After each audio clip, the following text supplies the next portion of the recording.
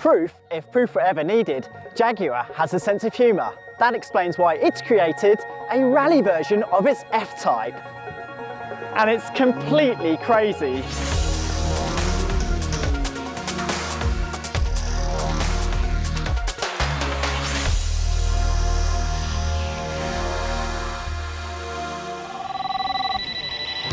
Guys.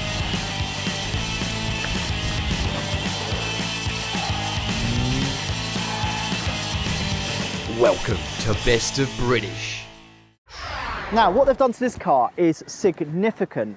It's actually based on a 2-litre F-TYPE Roadster. That means it comes with a 221 kilowatt and 400 newton meters torque 2-litre Ingenium engine. It's a bit of a shame they didn't go for the V8, but they wanted this car to be rear-wheel drive. In fact, it's got the limited slip differential from the V6. Because it's rear-wheel drive, it's adjustable as an old Escort, an old Mark 1 Escort around some of these forest circuits. And now they're going to entrust me to drive it. This is just what you need in an open-top car because the Jaguar engineers couldn't quite fit a roof with a roll cage. Thanks, guys. Right now, you're probably expecting some really interesting in-car about how I grapple and defeat the F-TYPE Rally Car.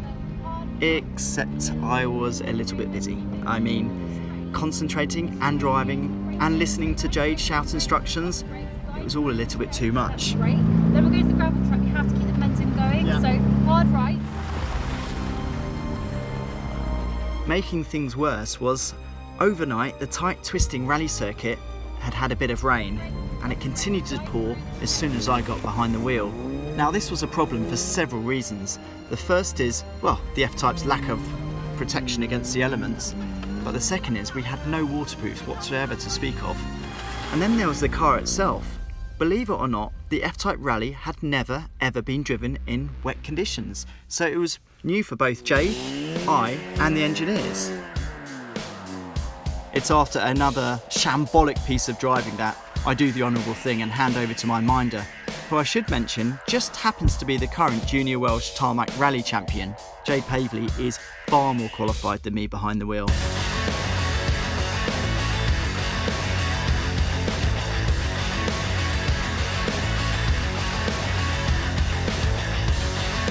And sure enough, she spins up the wheels just as I did, but then hurtles down the same bumpy stretch of road at least 15 to 20 kilometres faster than I would dare.